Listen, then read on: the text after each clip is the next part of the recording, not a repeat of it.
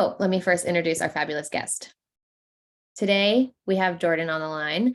We're going to be talking about keyword strategy that drives revenue from SEO and content marketing. And I'm Chantal, Director of Marketing. Jordan, I'm really excited to have him here. This is his first SG Weekly, and every day he is talking to all of our prospects and customers about their problems and helping them solve their problems. But anyway, Jordan, please introduce yourself. No, excited about this. Like Chantal said, I get to talk to people about their content goals, and then I get to work with customers on the back end to figure this stuff out. So lots of different people go about this differently. And it's exciting just to have a conversation about it. And also thank you for hosting these, like, great asset to all of our prospects. People love them. Thank you. It's really a joy, and I love seeing the activity in the chat. So if you guys have questions, please ask. Jordan can definitely give examples throughout of like things that he's seen other companies do. So I think this will be a really fun one. All right. So basically, we're going to be talking about what's required to drive revenue from content marketing, which the spoiler alert is that it's really great keyword strategy and then really great execution if we're boiling it down to its, most fundamental level. And then we're going to dive a little deeper into how to actually build a target keyword list that is set up to drive revenue for your business. And as always, we come prepared with a ton of content to cover, but if you have a question, like, interrupt us, please, because we would rather just ask questions or answer questions and hear what you guys are thinking about than just like talk the whole time. So please chime in. So firstly, driving revenue from content marketing. So writing is one part of SEO, but the real strategy, in my opinion, is like actually making sure that you're going after the right stuff and writing the right things to actually end up where your audience is mainly searching. Like, imagine a world in which, your keyword strategy is not as good, your writing is amazing, but like you're not showing up for the right stuff.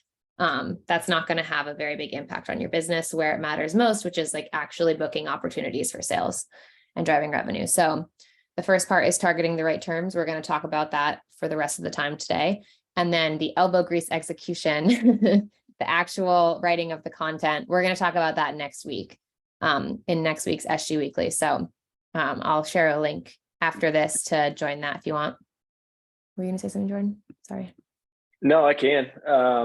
I think it's kind of interesting. Like, this is super simple, and that's kind of why I love the demand well approach. I think when you get into the weeds of SEO, there's always like this, so many different factors to consider.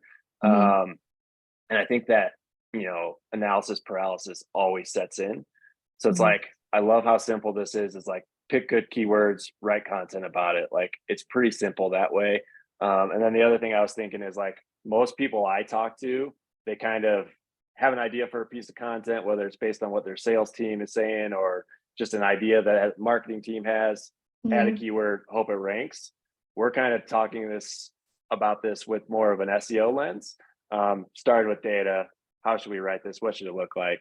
And then publishing it. So I think I see both of those, but the majority of the folks are just writing content with an idea and then thinking of SEO after the fact. Yeah. I recently started consulting for a really early stage company that does like DEI analytics for people. And they had spent a lot of time on content creation, actually, but they were ranking for things like Pepsi versus Coke, because they had these articles that were like comparing the diversity profiles of two companies to one another, which is like a really interesting idea for their use case, but like they're not ranking for any high intent terms. So I think that's just like an example. It's so common. It's so common. Almost everyone I talk to says, like, why the heck am I ranking for John Wooden quotes? Or like my previous company, Lessonly, something about St. Patrick's Day got us 50% of our traffic. It's like, for sales guys like me, that does not help, right? It doesn't do anything. Yeah, exactly. So this is just a sneak peek for next week. Like, we are going to build these keyword lists. It's going to be thousands and thousands of terms. And the reason that is that like you need to create so much content in order to really drive an impact with SEO. And we're seeing that like 50 pages a year is basically the bare minimum required to actually drive an impact. And what we're seeing across our customer base that we surveyed It's around a 280% increase in traffic if you are able to do 50 a year, but this is just kind of a supporting data point into why the elbow grease part is so important. But diving into building a target keyword list that is intentful, that will actually drive interested people to your site, we break it down in a few different ways. So first we have category terms, which is, these are the general terms that you use to describe your category. So oftentimes when people are thinking about, they're like, okay, let's get started with SEO. We want to rank for DEI analytics, for example. That's the category term. For Demandwell, it's SEO solution or SEO software. And you look at those terms, and oftentimes, especially for B2B SaaS, they're incredibly low search volume. Like my last company was customer service quality assurance software, and that term got 10 searches a month. And you look at that number and you're like, that's not worth my time, basically. And I know that we hear that constantly in the sales cycle, Jordan. Yeah, totally. I think one of the reasons why we think about that is just like what KPIs marketing teams are held to. You know, I see a lot of different stuff. Like a lot of people are just traffic. And I always ask questions why. But the one thing that you said about this, like when it's 10 people for a sales guy like myself, those are always the best meetings. Yeah. So I think part of it's, are your goals aligned with like sales and marketing, sales, and what are the action steps that you need to do to actually win that? Because that term is going to be much better than, you know, a generic term. Yeah. I also think like to the sort of volume of execution point, like say you have a basic category term like SEO software, and that, or I mean, that probably has a lot of searches, but like say it's customer service quality assurance software or something. And you get a pillar page going, and it probably ranks for other super related versions of that term. So while the exact term might only have 10 searches a month, like the super similar terms that page is also ranking for it will probably add up to like over 100 searches a month, you know, and those are your exact perfect buyer who are like, know exactly what they're looking for, are researching solutions, are ready to pull the trigger pretty soon, at least on like a sales process. So yep, totally. And I guess back to the goals question, how do you guys do it with you and Mitch around the goals for what content's bringing in? I just talked to so many people where it's all over the place, and I just love working with you guys just because marketing and sales is so aligned. Yeah. So Jordan mentioned Mitch. Mitch is our CEO, and he's sort of leading the sales team now, but he also, his background is in SEO. So he used to run SEO for Lessonly. And so we collaborate really heavily on the organic side of things. But basically, I mean, we are very metrics driven organization. So like marketing's goals are basically leads, opportunities, customers, pipeline across the board, across all channels. And then for organic, we have like specific goals each quarter that we're trying to hit in terms of the number of opportunities sourced. And we know that they close at a higher rate than like a paid ad lead would. So we factor that into the math at the beginning of the quarter. Cool. Yeah. And then we've kind of like been slowly working our way through, you know, starting with the lower funnel terms in terms of execution, and then moving up to the higher funnel terms, which we'll talk about more as we work through this workshop. So I'm gonna move quickly. Jacqueline had a good question here, Sean. She said, when your company's in a highly competitive space, you know, how do we pick keywords? What do you do in that case? Yeah, there are a number of ways I think we could answer this. Like, because I mean, Demandwell is in a highly competitive space, and we have gone after like the really competitive sort of bottom of funnel things. And those are definitely harder to rank for. And then you also just need to make sure that you're like fully covering your bases in terms of, okay, how would someone search for this who might not be using the category term, but clearly has a pain, like something like how to drive more organic traffic? Or sometimes it's longer tail, sometimes it's like faster SEO content, which is like they have a problem, they're searching for a solution. They're not searching for SEO software necessarily, but that is what they're searching for, you know? So Totally. Yeah, I think it comes down to if you're just starting off, it's like, what are the best keywords to start with in terms of what are the low hanging fruit? The competitive question comes up all the time for me personally. So it's always like, well, let's do really good keyword research, see if there are any gaps, start there. But at the end of the day, you probably also need to be showing up in all these spaces instead of just focusing on one. And not to be too salesy, but like the Demandwell keyword research process, I think is really fantastic in that it considers how competitive the terms are before it recommends that you go after them. So we tried to sort of steer people away from like, for example, like Demandwell would have a really hard time ranking for SEO. That is like a super high search volume, super low intent, but incredibly competitive term still because it's so high volume. And so like, that's not in our best interest to like really spend all of our time on right now. That's maybe a future. That's a problem for another day. But I think, yeah, that's all factored in the process. So I just want to quickly define these things because we're going to do an exercise in a little bit that leverages these sort of modifier concepts. So there's pain modifiers, how people indicate their pain or their problems. And I just realized I have problems twice on the screen here. So sorry about that, everyone. I think it will all make sense once we get to the exercise, but indicating pain in search is something like if they say faster SEO content production, their pain is clear in that search because it's taking them too long today.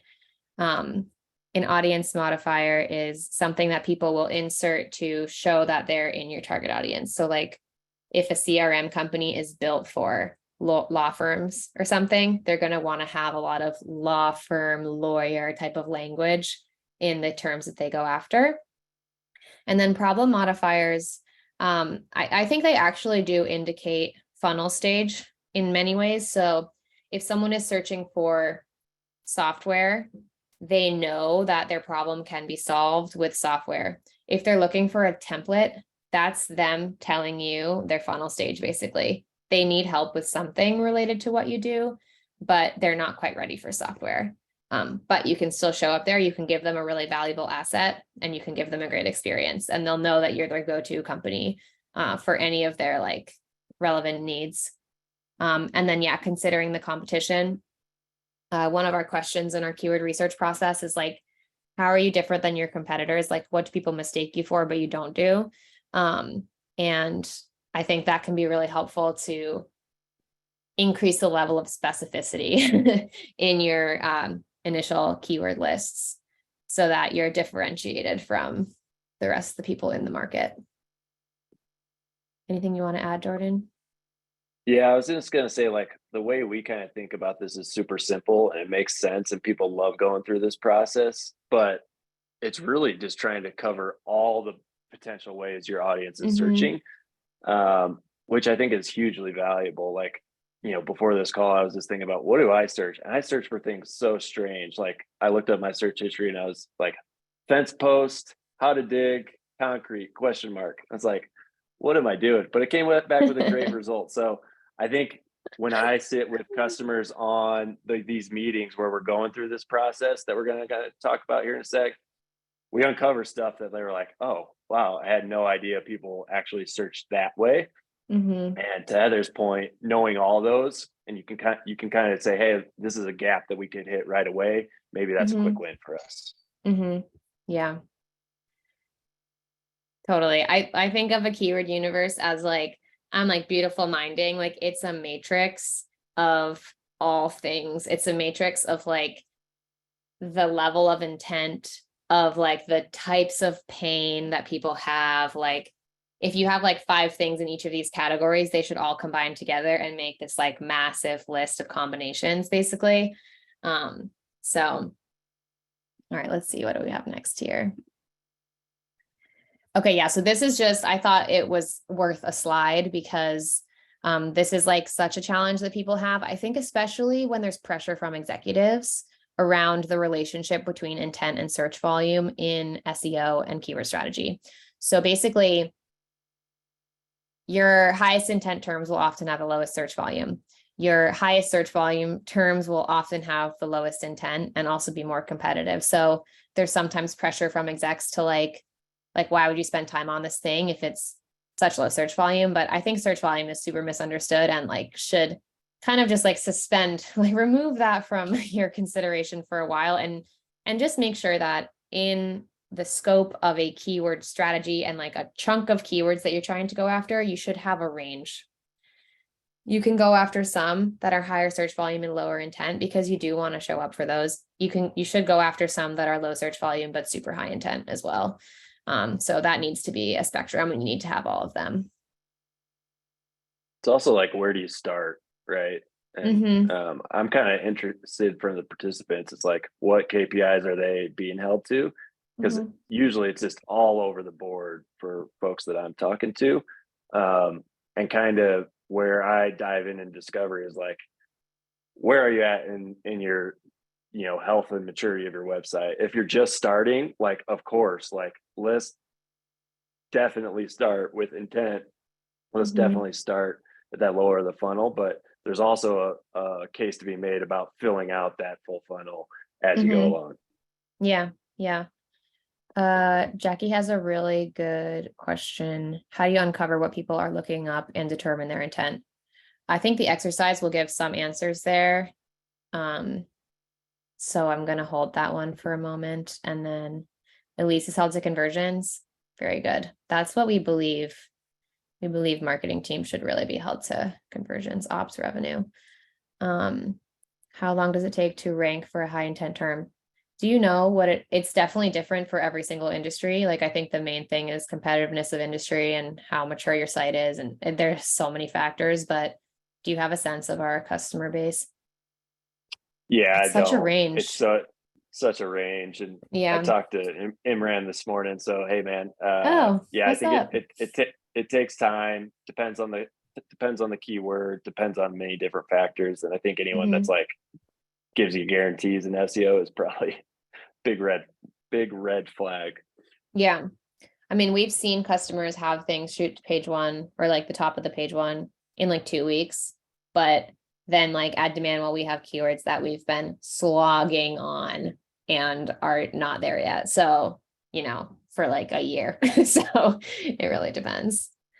Yeah, usually we see folks get indexed in a couple weeks, which is the starting point, and Mhm, then you just kind of make adjustments as you go. My favorite yeah. folks are like publishing a lot of content, watching where it is at, and then continuing to make adjustments to continue to climb up the ladder. Mhm, totally. So this just goes a little bit into intent and how you tell the difference basically.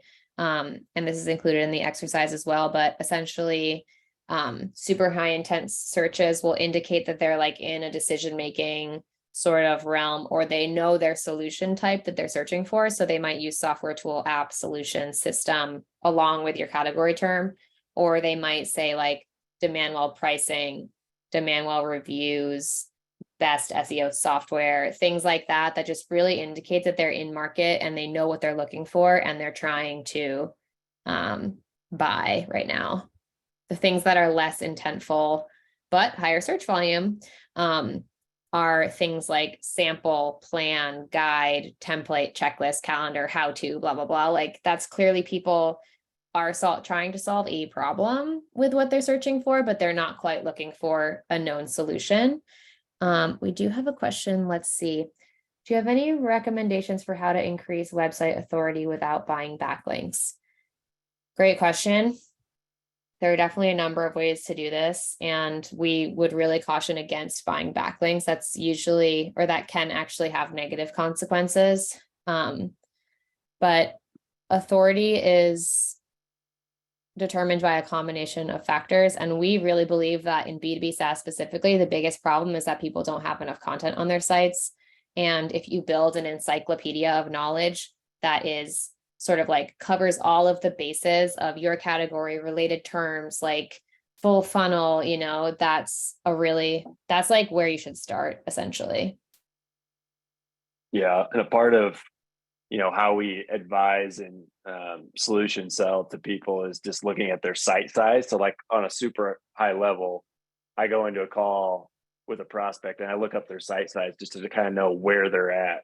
So it's pretty clear, like those folks that have a smaller site size, we need to pump out a lot of content. For the bigger ones, it's more of a question of how is that content working together? What are your best pages? Is anything competing against itself?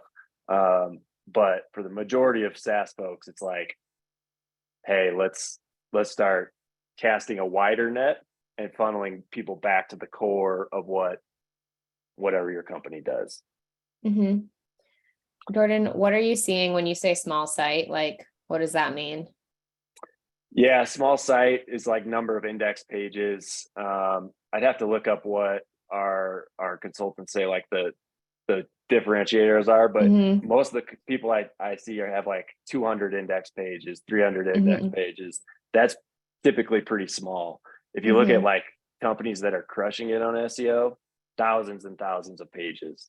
Yeah, totally. So there's obviously a wide range, but that's just a good benchmark in terms of where you guys could be at in terms of authority and site size. Yeah, this is also a way in which I think like B2B versus B2C are so different, because Totally. a B2B marketer is like, I have to create 700 pages. Like, what? No, but that's like the most common tactic in e-commerce. It's like, I'm speaking in generalizations, but it's just a huge difference. Yeah, we basically talked about this already. Okay, so we're gonna go into the exercise now. And I'm really excited to hear what you guys think. All right, I'm gonna copy this and I'm gonna drop in the chat a link that will take you to this Google spreadsheet, and it will ask you to make a copy for yourself. So this major caveat is a janky but slightly effective way to get the point across of like all the different ways that people could be searching for your category terms, and it helps you kind of like form a way of thinking about the different ways that people could be searching and what it means to cover intent and the funnel and all of that stuff. So I guess give me like a thumbs up or something if you're in the sheet, or let me know if you're having any issues, but I'm just gonna proceed. Okay, Lee's in it, awesome. So the red things here are sort of like cautionary warnings to, you can't make too many rows because it will break the spreadsheet. And this is why a spreadsheet is not the right solution. And but for this exercise, I think it's okay. So in column B, you can add your category terms. So let's pretend that I'm CRM software. So there's CRM, there's customer relationship management, there's, I don't know, we can just start with that. Then you can leave these if you want, or you can add things if you'd like. So basically, these are things that indicate the solution that the person is searching for. And these are the things that indicate the funnel stage. So actually, we can maybe pull some from here. App, sample, calculator. Let's see. I don't think I have app in there. I don't think I have sample either. Cool. And then here in column G, you can mess around with like the audience modifiers. So say I'm a CRM solution for law firms. I'm going to type that in for lawyers. So I think that gets the point across. So this basically gives you some sort of like really basic things. And this one has included the audience modifiers, and you can do the same thing over here, which is actually, this one's, the point is to pull out the pain. So how do you improve CRM for lawyers? How do you improve customer relationship management for law firms? So this is just a way to kind of like play around. The next step, I think, I did this earlier, is to then add these terms to your sort of like free keyword planner tool of choice and see what the related terms are and see if they're relevant to you. So these were based on what Demandwell does. And here we have our pain modifiers, improve SEO, better SEO, more SEO, how to improve, how to rank higher. These are like what's related to this group that I just, that I put in there. And I think this is a really good way to just like start building your list and figuring out,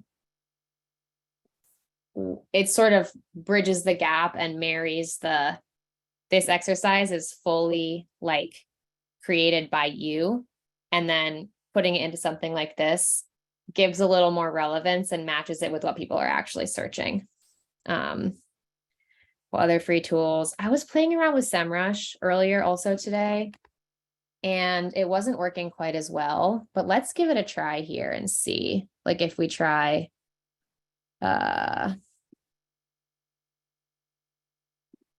CRM for law firms. Like, let's see what we have here. Okay.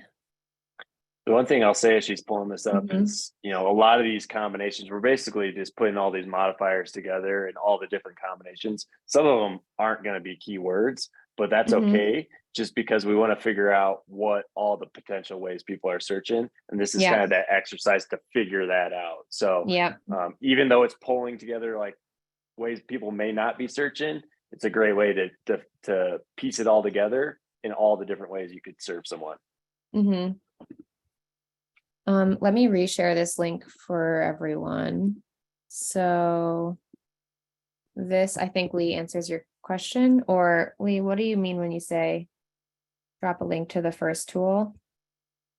Oh, this is keyword. This is Google Ads. Google AdWords has a keyword planner.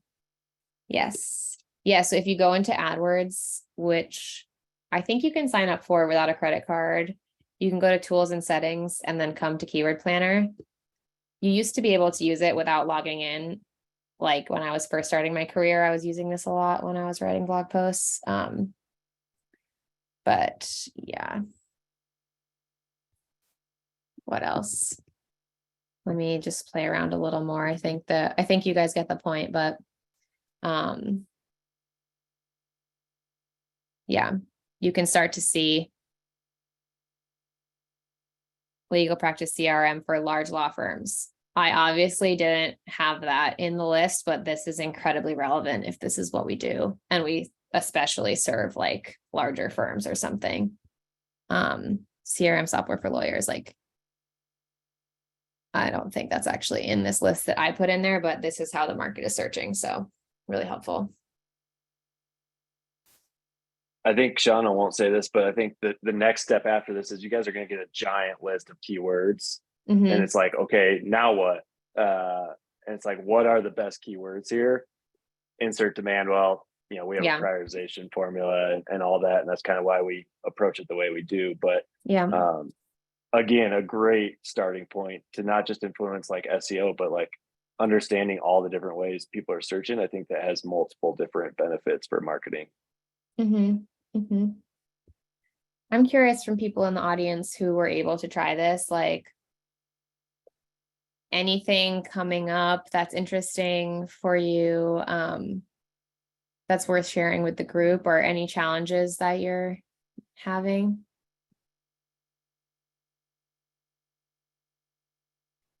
Yeah, okay, Jacqueline Murphy. Any tips for ranking in industries or locations without limiting your reach to just those areas? Locations, I'm not as sure about. So yeah, I wonder what the Jacqueline, example is. Is she only serving? Is she only certain a certain location, or she wants to also show up for like SEO services Indianapolis, SEO services Colorado? Is that? I wonder what the difference is there. Oh yeah, the best blank in Indiana, but you serve across the US. Okay, so the way that we're approaching this is that we have we do create pages for like SEO company New York, SEO company Boston, SEO company Chicago, whatever, because we can serve all of those places. And then I think you just also have to have like the general, you have to try to rank for the general ones as well, like SEO software solution or something. And that will get on one page, no, separate pages for each different place. And actually, let me show you an example of this. I know one of our companies, our customer companies, has done something really cool around laws in different places. If I can find it in their sitemap. And I can show you ours also, actually. Oh, go ahead. Yeah, I think ours would be a great example, but Val asked, do those pages have duplicate content? It's important that they don't. All those are going to be unique pages for sure. In the new world of AI, I think that becomes a lot easier. So again, our recommendation is to have a targeted keyword, create a page for it, start casting that wide net. Yep. Where is it here? FAQs, guides. Okay. So we have created like all of these different pages, and Cast Iron created one for each state. I think that's all 50 states, is it?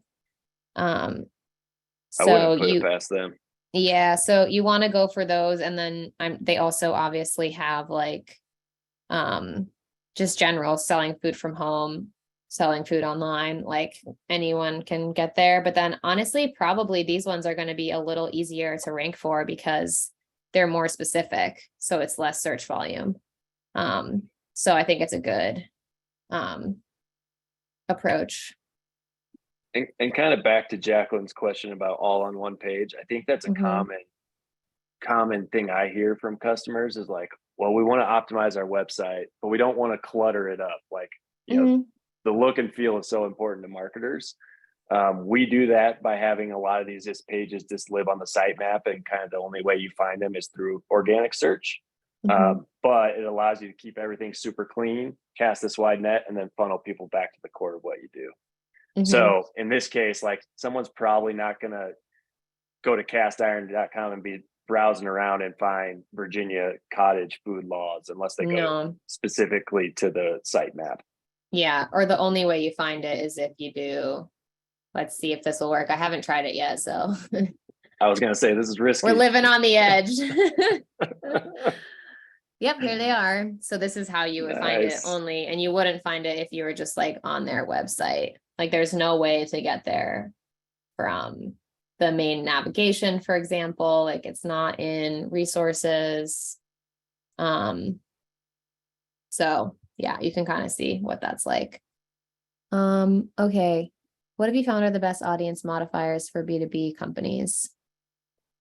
I wonder what you mean by best. And I also think it probably, Matt, depends on what the solution is, because the best audience modifiers are going to be the ones that people are actually searching and that actually specify who your audience is.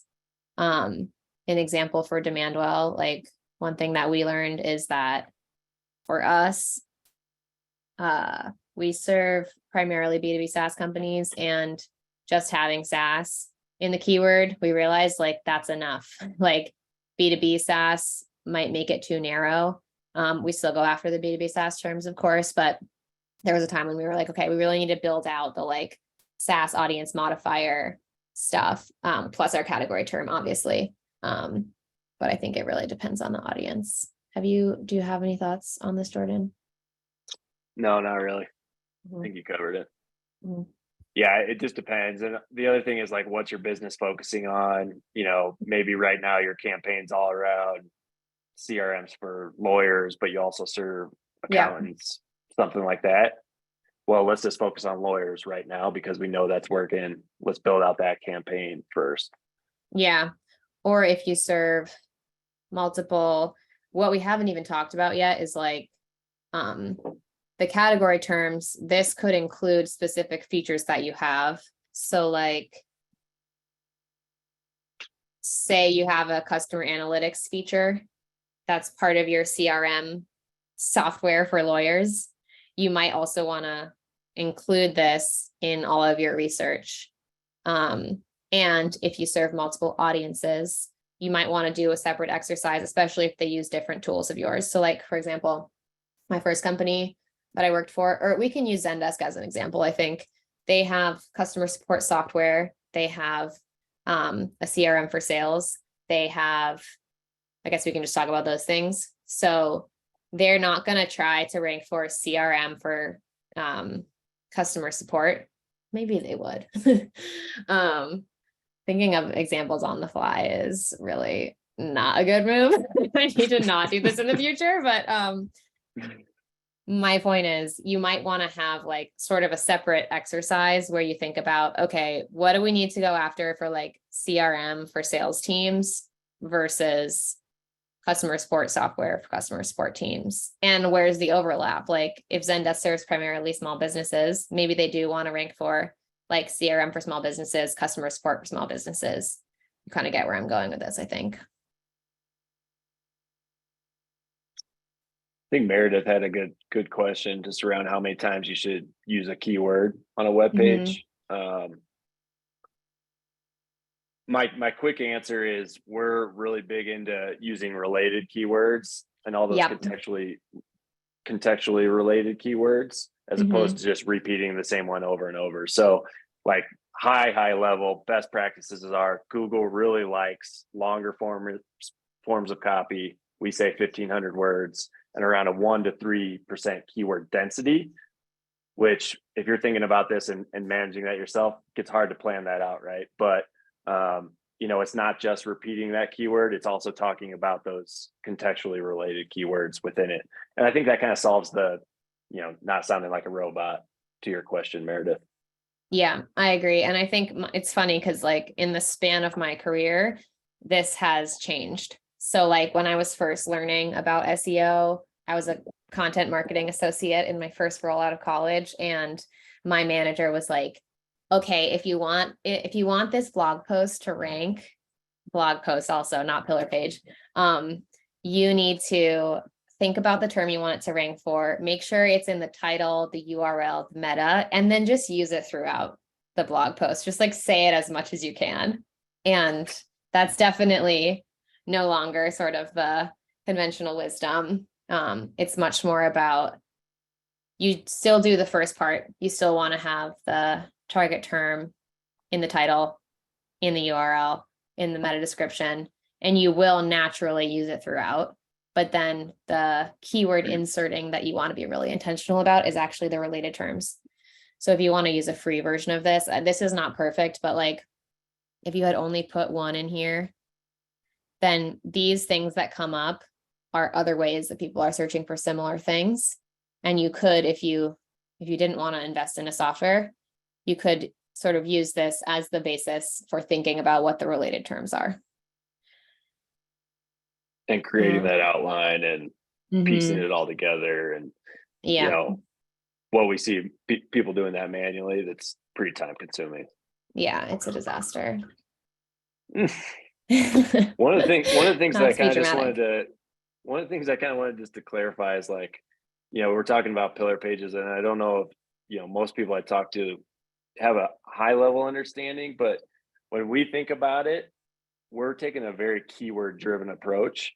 And for a lot of these intent modifiers, if someone's searching for a solution, a tool, a platform, software, any of those, where you send them, I think is just as important. A lot of people are just like, hey, let's just send them to the blog, as opposed to when someone's searching that term, let's give them more of a conversion type page because that's what they're looking for.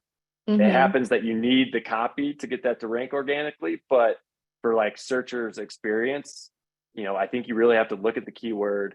What's the best experience for them? If they're looking for software, show them the solution. Yeah, exactly. And conversion rate optimization, like that can be like a total analysis paralysis kind of thing. I have seen before where like, you're like, okay, I've created this copy. Now I have to create the perfect web page to host the copy on. So we also kind of recommend like getting things into the wild initially and then seeing if it starts to rank, and if it does, then optimize the page more explicitly for the perfect conversion for that sort of level of intent. Meredith has an amazing question. How do you recommend striking the balance between word count, more words, more keywords, with clear and concise copy on core web pages? So you suggest focusing SEO strategy on peripheral pages where the direct message is less important. Yeah, let me actually just show you the Demandwell website, because I think that will kind of answer the question. So if we go to a features page of ours, or even our homepage, SEO was not considered in the creation of these pages. These are concise message, clear value prop, just trying to like communicate what we do in the clearest possible way. We have like fun product walkthroughs. This is the whole page. And this, I'm not actually sure what it ranks for. We don't really like, the intent of these is not to be the number one, whatever. But if we go to our sitemap, we have all of this content on SEO campaigns that is supposed to rank. So if you look at all of these are our pages. SEO campaign strategy, pain modifier, successful SEO campaigns, more of an example, SEO campaign software, low funnel. What is an SEO campaign? Incredibly high funnel. SEO campaign management, kind of in the middle. And these are the ones that we really want to have ranking. And we actually, there's a video that I can hear, but I don't think you guys could hear. And you can see here, like Jordan was saying, we've optimized this page we have the, it's basically the features page on top up here. It's basically the same as our feature page. But then down here is all the SEO copy that is actually getting this page to rank. I think it's kind of important, like, why do we deprioritize the content itself? Well, one, it's typically a little bit higher level, not designed to provide like a ton of value. I think you get an answer to, but also just based on what the search is, if they're looking for a way to set up SEO campaigns, let's show them that first, because that's usually what they're looking for. So kind of a dual approach, but we definitely deprioritize it just because you have to think about the searcher's experience and what that keyword is. And then it points them back to, hey, learn more about what we do, which is should be the goal of what we're doing, right? Totally. Jacqueline, can you, I think I might be on a different topic now than when you asked your question about repeat info. Were you talking about cast irons, food law examples? Yes. Okay, cool. I think we might have misunderstood what you meant when you said repeat info. I'm guessing these pages have like the same structure to them. But the copy is written specifically for Nevada or Nebraska or Georgia, for example. So the page is going to be structured in the same way. But this information, for example, is specific to Georgia and like might be different than what the laws are in New York State. So let's see what the difference is. Retail stores. Yes, like in Georgia, it's not legal to do in retail stores, but it is in New York. And then if you go down to this part, there's going to be like, let's see if the headers are similar. What is a cottage food business? Do I need a license? They're definitely different. And I think that that's because of the, they're using related terms to decide to put here, to decide what the like H2s should be here, I think. Does that answer your question, Jacqueline? I think part of the issue, part of the Go problem for like people that don't have demand was like, how do we structure these pages? Well, it just takes a lot of work to and figure knowledge out how to structure these and knowledge. Yeah. So that outlining process is what agencies do for folks. They do it manually. Mhm. And it takes time. I mean, the folks on our team that have been in agencies say usually one of those takes about 4 hours, right? So Mhm. um, demand will obviously speeds that up, Yeah. and that's kind of why we created what we created. But I get what she's saying. It's like, how do I create a bunch of these and Yeah. manually do it? It's a lot of work. Like there's no two ways about it. Yeah. And the difference is like if Philadelphia SEO company, if you look at the related terms for that versus Indianapolis SEO company, the related terms to those two are going to be completely different. So when you actually build the outline and you actually decide like what your headers should say, which then guides kind of like the topic flow of the article, those are going to be totally different, and they're going to be written by a person or AI or whatever you're using. And so the copy is going to be, because it's guided by the related terms, it's going to be totally different. Okay, Val has a question. How do you decide what should be on the blog versus an SEO performance page in the sitemap only? Jordan, do you want to take a stab? I have an opinion also. Yeah, I can take. Okay.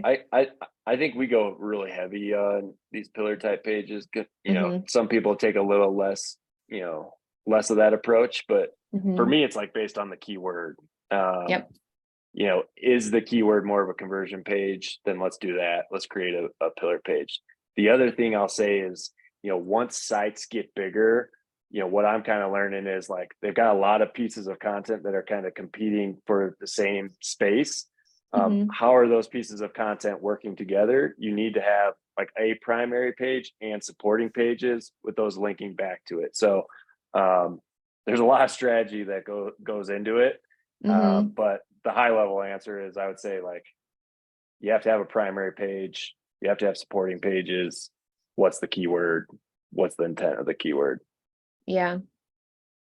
I'll add like for our blog, we think about our blog as this is our thought leadership place. So this is the place where we're not really paying attention to like what the audience is searching for as much. We're saying like, what do we feel is important to put out there? What's our company message? What are the features we just launched? Like what needs to be pushed out into the market? And that's how we decide what goes on the blog. It's based on like the things happening in our business, our perspective, like it's very much thought leadership. The SEO performance pages are based on where's the demand in search? How do we cover our bases across the marketing funnel for us, for our audience? Like, how do we make sure that each of our individual features have pages that are ranking for them across the funnel, blah, blah, blah, So it's just a totally different, they're two completely different things, basically. So. Yeah, and I'll share that like all of our blog posts are incredibly valuable to me to share because they're like those things that we spend so much time on. So super easy for a guy on the sales side of things just to provide those resources just because they all live in the same exact place. Corey has a question about images in the SEO content block. We have people that approach this in totally different ways. I think my favorite example is Terminus has a page for account-based marketing, which is, They've kind of did I restructured pass things a it? bit. Did they restructure things? Mm-hmm. I think it's terminus.com/account-based marketing. Is it this one? I'm not sure, but this will probably work. Oh, no, darn it. It's not the right one. One of Terminus's pages that used to rank for account-based marketing was like a long form article, and it had images throughout with like CTAs, and it was like links to different ebooks that they had about the topic and things. So we definitely have people that do both. Cool. Thanks, Lee. I want to share before everyone has to jump. We're actually running a really special consultation right now. So you can actually schedule a time and talk to someone like Jordan about about this exact problem. So it's basically a consultation that helps you determine if your category and audience have the search volume required for SEO to be successful. And it will break down all of these different problem, industry, solution modifiers. And then we'll create a little keyword universe for you, and will help you understand and think about like the search volume, the intent, and if that will be a good channel for you. Let me pull up the link. And I can share it with everyone if you want to schedule a consultation. Yeah. So basically, one of the things that we hear often is like our executive team doesn't know if SEO has enough potential to invest in, or we don't know if it's going to be worth our time based on, we don't know if people are searching for this. I think that's that's the main point of offering this. But the other part of offering is just to say, like, people are searching for your product in many different ways. Let's see the total scope of what that pie could be. Just to give you an idea of what it would look like if you really wanted to go after SEO as a lead gen channel. Yeah. So I just dropped this link in the chat, and feel free to keep asking questions if you have them, but you can schedule an assessment here. I think it's like a no-brainer, like really cool exercise. The result will be a list like the ones that we created here, but it will be honestly a lot more legit than this spreadsheet with red boxes. And it will include search volume and things like that. So we love to chat with you guys. I'll just say, like, this is a huge value add. We've done it for a few customers, and especially when you're talking to your execs, just giving them hard data goes a long way. So a lot of effort goes into these behind the scenes, and it does require a little bit of work on your guys' end, but I would encourage you guys to check it out just because I'm super excited about it. Actually answers those questions of like, is this a good channel for us? Yeah, and helps build a little keyword universe in the meantime, so you can kind of see what it looks like. Cool. All right. Thanks, Dan. Excited to chat with you. Awesome. All right. Any final questions or thoughts before we wrap? This has been a super fun session. I've really loved all the engagement. This has been so great. Jacqueline, great question. Is there a difference between blogs, posts, and articles? I mean, I think generally throughout this chat, we've probably been using those things interchangeably.